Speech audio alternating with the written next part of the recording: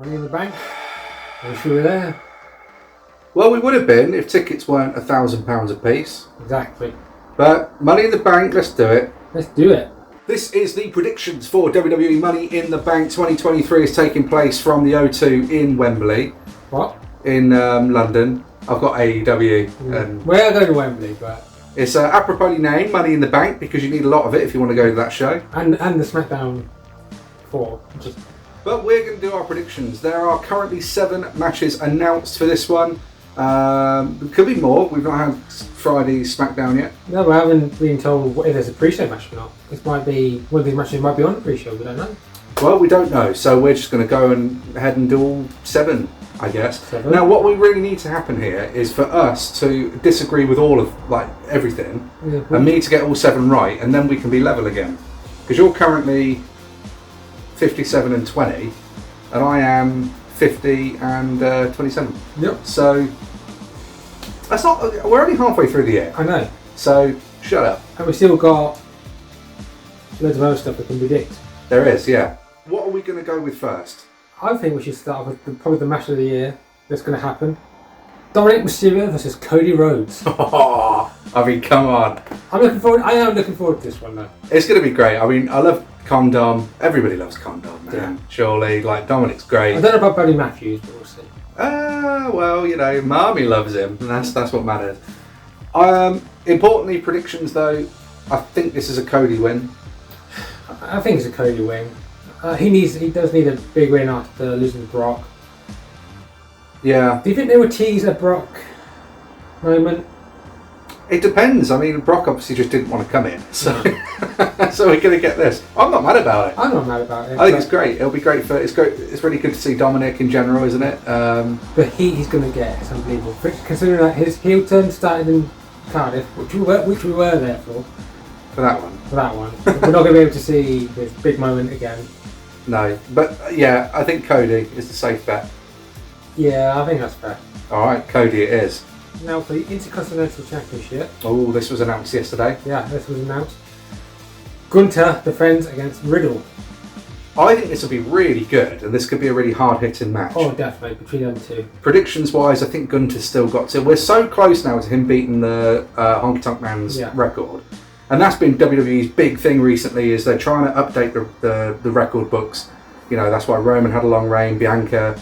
Gunther's got the long reign. We saw it with the tag titles as well. Gunther, being this close, isn't going to lose it, I don't think, until he's beaten Honky Tonk Man's record, which is in about 3 months' time, I think. It's something like that. So yeah, it'll take us past SummerSlam, probably into more sort of September, October. That's when he's in the genuine kind of danger zone. Yeah. But yeah, Gunther. I'll go for Gunther. I've heard stuff about the trilogy of matches on Progress from back in the day and how good these were. This is going to just be amazing. Well, you can't watch those anymore because they're not on the network. Gunther all the way. Darling, get around! I got you there, didn't I? I really want it.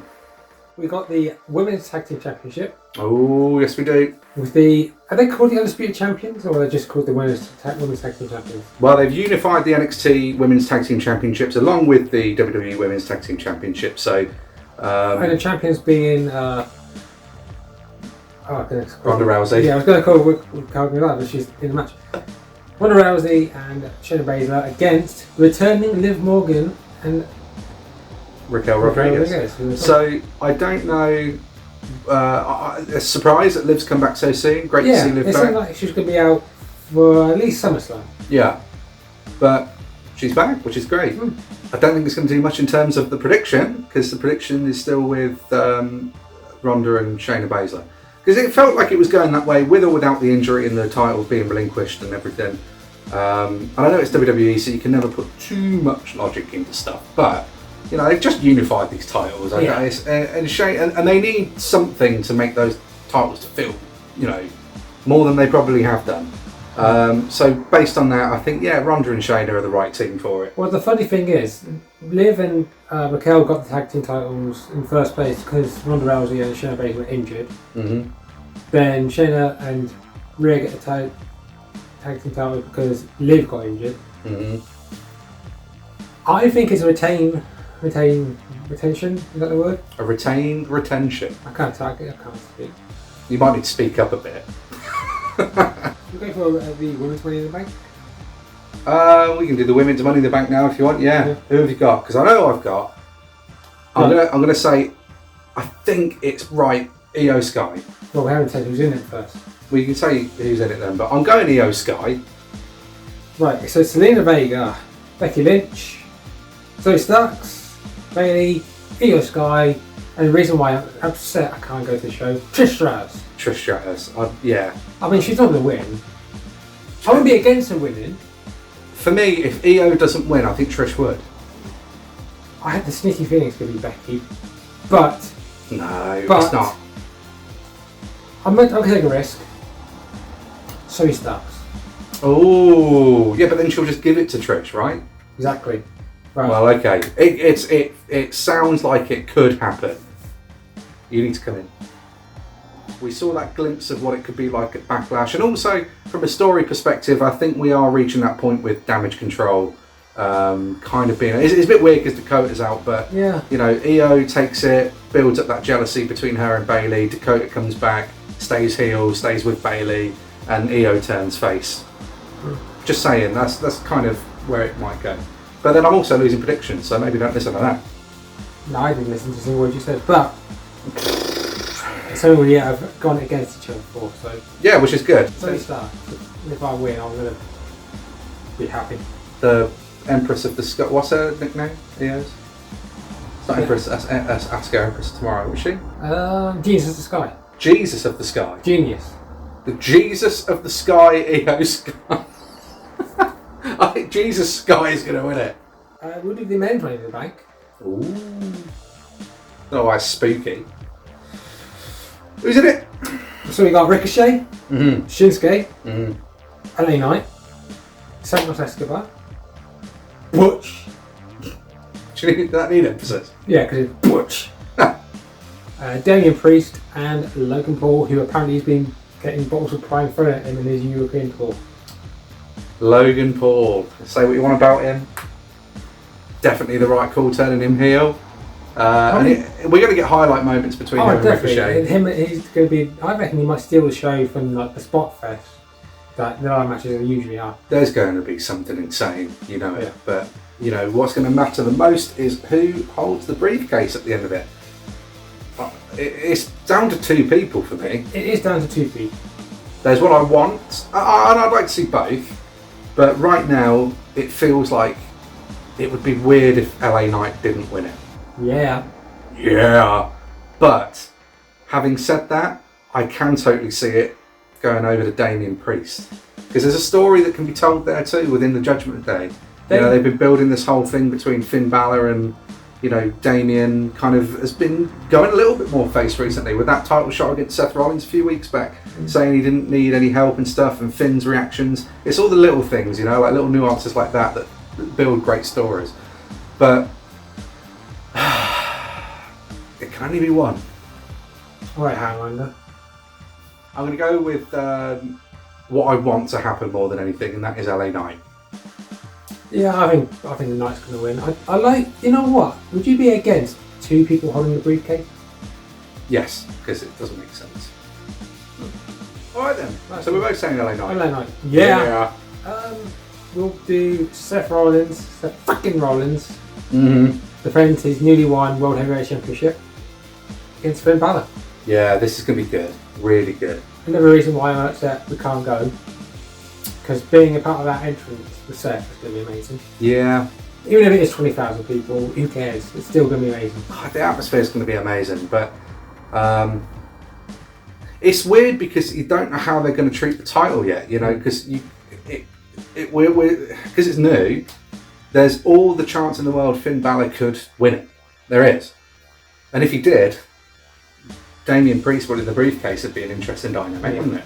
But I do think it depends on where this is placed on the card between. Yeah. Because you usually start with a Money in the Bank ladder match. Usually. It's usually women's. Yeah, but what if they started with the men's Money in the Bank? Damian Priest does win it. Finn Balor wins the world title, and Priest comes out and cashes in Well, I'm kind of sick of having the 1 hour holding the briefcase. It's happened a lot lately. Yeah. I know it's usually the women that do that. I think Carmella's the only person who's. But it's not going to matter to the people there. No. Because we're not there. We're not bitter about it. No, not really. Fucking bastards. Utter bastards. Utter bastards. The safe bet is Seth Rollins, but it really could go either way. Yeah. I'm going for Seth. Hopefully it goes better than SummerSlam 2016. Which was a good match. It's a good match. Unfortunate. Just the injury. And obviously you won't have people messing around with the belt. Could that be the thing again? They give Finn Balor an even shorter world title reign. The story's there. The story's there. I love the fact that when Balor's being up Seth, he's like, this is for 2016. God damn it. I really feel like it could be Damien Priest winning. Balor wins. We'll stick with it. But if it happens, just know that it was there. Right. Anyway, what's next? On the main event, and another reason why I'm really annoyed we can't go, the Bloodline Civil War. Oh yeah. Usos versus Roman and Solo. This is going to be really good, isn't it? Just like everything. Bloodline. I've just been so invested in this storyline since day one. I think everyone else has. Day one-ish. You think they're going to win? No, I'm not. There's going to be shit, but it comes down to, and again, you shouldn't probably do this because you're trying to sometimes put too much logic in. We don't necessarily need it. But Roman just lost a tag match. Mm-hmm. Does he lose again? 2 PLEs in a row? I did say to you before we did this a while ago that I have a sneaky suspicion that Roman might get pinned.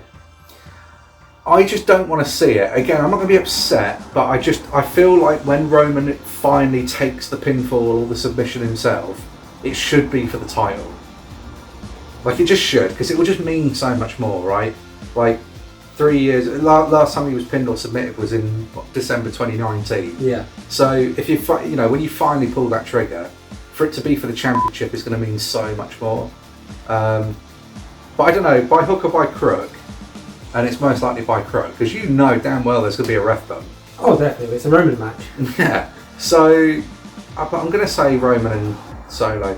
The thing is, I just don't know, it depends how much longer they've got in this, because in the end, Solo is also going to turn. Oh, definitely.